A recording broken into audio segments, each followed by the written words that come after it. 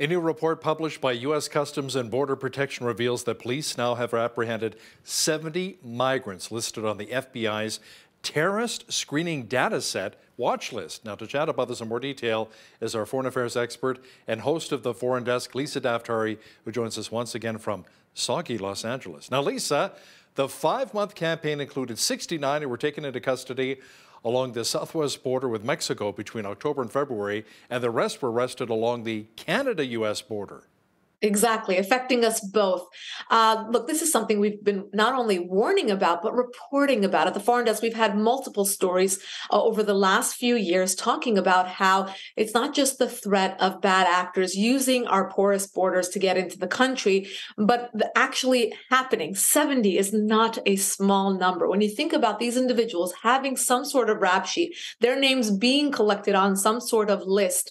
Now imagine how many are not on this list and also are bad actors, and exactly that, using this border to get into the country. Now, these individuals are not all from Latin America coming through the southern border. They're actually from all over the world, using the southern border because they know it's a vulnerable barrier and getting into the country. And not only that, but as far as you guys are concerned, continuing northward and getting into Canada as well. This affects our national security. It's not just a question of immigration. Now, we talk about the illegal migrants getting into the country in terms of absorption, in terms of resources.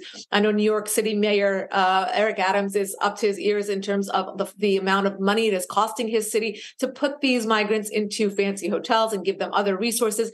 All over the country, there are lawmakers that are taking matters into their own hands because they don't trust that the White House will do right by our country in terms of controlling the sheer number of migrants coming in. Now, that isn't just a question of resources. Now we're talking about security. We're talking about bad actors getting into the country and taking advantage of our border not being secure. The second issue here is the inconsistency or lack of transparency between the White House and the border control. Imagine the border control trying to do its best to keep our country safe, to contain them from going northward into Canada, to try to control the masses. And yet the White House is singing a completely different tune and telling us that it's safe, that they're doing all that they can. So these are the issues that we're dealing with right now. But thank you for bringing attention to it, because the fact that there actually are, it's not just the threat, but there actually are bad actors coming through tells us how dangerous our borders are right now. Isn't there more talk between our governments and the border protection agencies about proper vetting processes so we don't have a lot of undesirables coming across the border? Right. And you would think, but there's no proper vetting process. There's no proper control. The fact that these 70 individuals were on a list is actually very surprising to me, because I think, first of all, the number is much higher than 70 of the number of bad actors coming into the country. And secondly, there's no way in many cases to vet these individuals. Just take a look at Europe and what they went through in the last decade, letting people in from all throughout the Middle East. It's not like you can call the DMV in Raqqa and say, who is this individual who just came through from Syria? They have fake documentation, in many cases not needing documentation to come through our borders, and the way that they're coming through with coyotes and all different kinds of ways and strategies of getting through. But the main point is that it is a porous border. It is a dangerous barrier that is not being watched, that the border control does not have control over, that they do not have the resources for. They have complained many times to the White House saying that this problem is much bigger than they can handle. They're not being paid well. They don't have proper resources. It's very hard to recruit people who want to work in the job of border control. Think about it. I mean, why would you want to work in a job that is completely thankless, that does not have proper communication with the White House, and is not allowed to do its proper job? So these are the issues that we're dealing with right now at our border. Now, Lisa, speaking of borders, Iraq and Iran signed a border security agreement recently. It's a move officials say is meant to tighten the frontier with Iraq's Kurdish region, where Tehran says armed Kurdish rebels pose a serious threat to its security. Yeah, of course. Every time in the Middle East, the bad guys want to go after the security threat, they mean the Kurds, because they're the only ones who are trained fighters. They're brave. They often have the weapons and are able to fight back against these insurgencies. And we saw it in Iraq. We saw it in Syria. And of course, in Iran, over the last 6 months, we've seen protests, peaceful protests by individuals going out onto the streets and saying, we want regime change. We want this regime gone. And the government had this massacre, Bloody Friday, went into the areas where Kurds live and just started shooting at people. We have some of those videos on the Foreign Desk. It's horrific. So the Achilles heel, or this weakness of these bad insurgencies or these terror groups inside the Middle East are always the Kurds. And to add to that, the United States has always used, and the West has always used the Kurds as our partners on the ground. They have been our boots on the ground, again, in Syria and in Iraq. And in many cases, we have entrusted them, we've given them weapons, and they have done our dirty work. And many times we've not taken care of them the way that we should.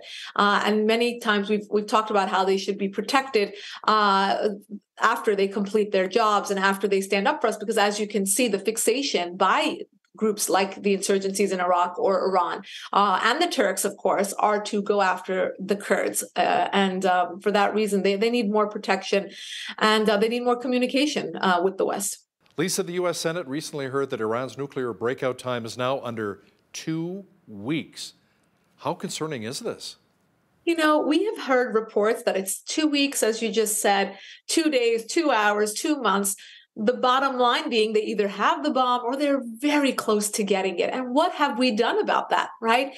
Think about this. And I want to rewind a bit to 2015. President Obama got us into the Iran nuclear deal, the JCPOA. And that deal was to contain Iran's weapons program from going forward. It was to get transparency, to get inspectors in there, to know what they're up to in terms of their nuclear program and to not make it secret anymore. And that did not happen. They kept it secret. They did not let the inspectors from the UN go in there. They were enriching uranium above the percentage that was allowed, and they were continuing to march forward with the desire to have a nuclear weapon. Now, Donald Trump pulled out of that deal because he believed it was just a piece of paper that was meaningless in its being effective. And then President Biden campaigned on the fact that he's going to blindly get right back into the deal. And that's what they have been trying to do. Now, the White House has taken a step back from going forward with the JCPOA, but they are still talking about diplomacy with Iran's regime. And guess what, Hal? Nowadays, we know that they are enriching uranium upwards of 80%.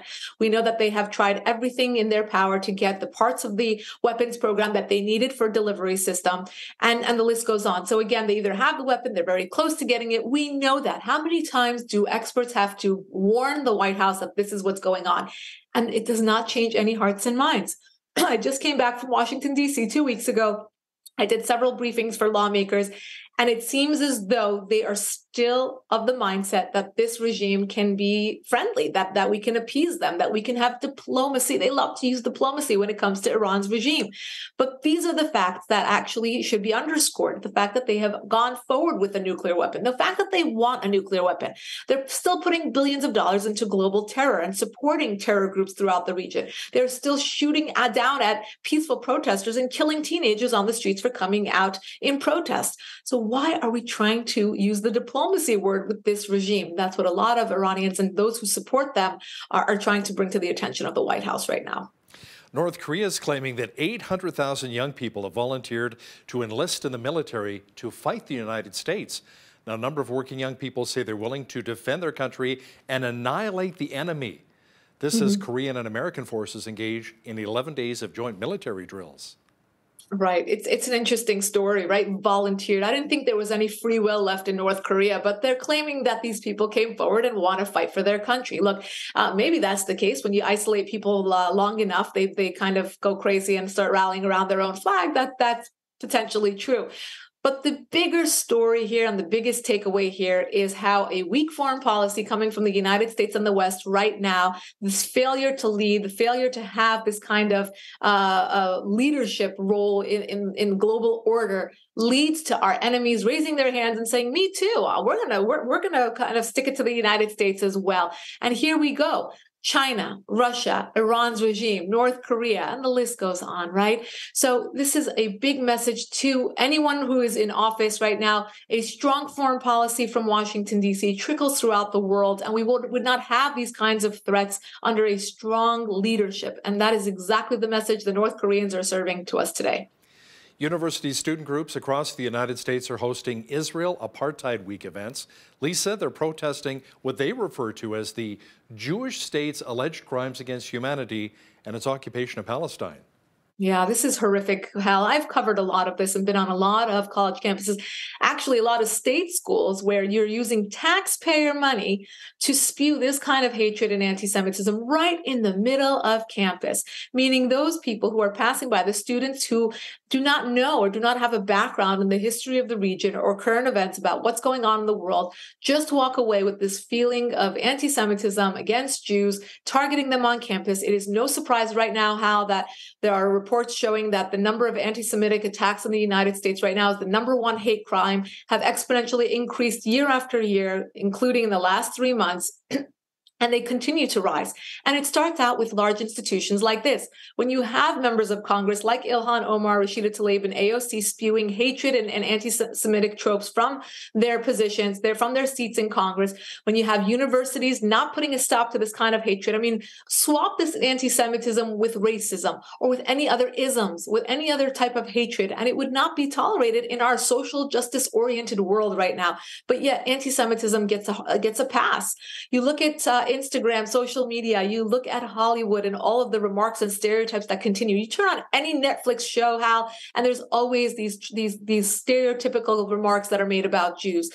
And it has to stop. I mean, you have, people like Kanye, you have, influencers, beauty influencers who know nothing about the region. They know nothing about the news, but yet they take on this cause as a social justice cause. And it has to stop. And again, it has to stop from the top down. The leaders at these universities, the administration, our own government. I mean, all places where people are in power, they need to stop this so that we can stop our next generation from going forward with this kind of hatred.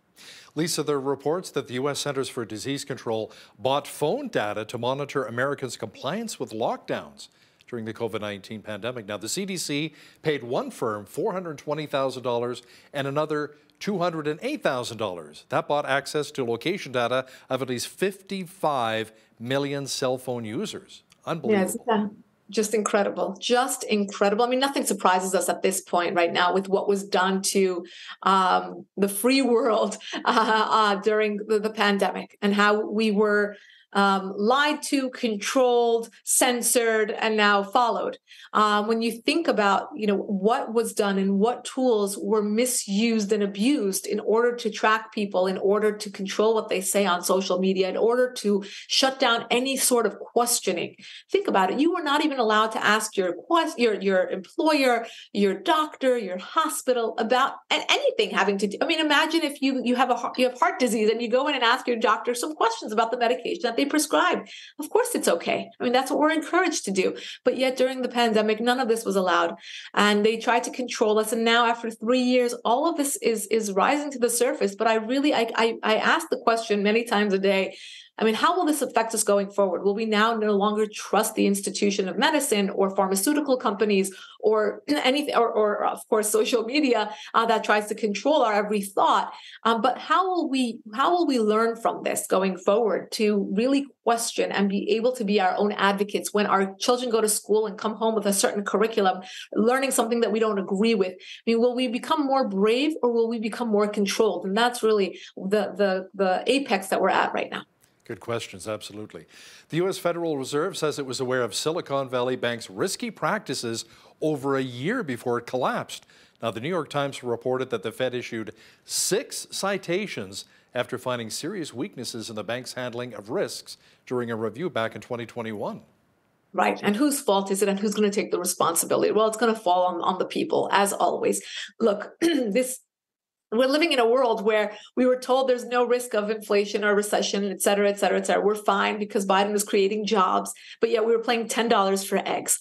And, this continued for a very long time and people just chugged along and they paid for the gas and they paid for the eggs and they paid for everything. And we were told that it's because of the pandemic, it's because of the war in Ukraine, and it's because of this and it's because of that. And yet it just continues. And this mismanagement of the banks, I mean, a lot of it is because of woke policy. If you're following these stories, many many of these hires in the top positions were not based on merit or people who were qualified for the job, but because of quotas. They weren't based. They gave out these charities to social justice groups when they weren't in a position to give out this much charity. Why? Because they wanted to keep up with the Joneses in terms of being, of course, aware of these social justice movements and really just keep up in that way. When will this all end? When will we get transparency? And how is it that now in the year 2023, when we have all of these tools at our disposal, we have social media, we have Google, we have all ways of looking, into things, and yet we have so much hidden from us. We are being lied to more than ever in our history. And here you go, the banking system really almost at a collapse. So many of these banks still being really on the verge of collapse and people panicking. I don't know, Hal, if you saw the footage of a lot of the lines that were out the door last weekend here in the United States, people trying to they're panicking and trying to pull their money out of several of these banks who are on the verge of collapse. It's not a good feeling to be working so hard and being so fearful of what tomorrow will bring. American journalist and host of the Foreign Desk, Lisa Daftari, thanks so much for joining us today from Los Angeles. My pleasure.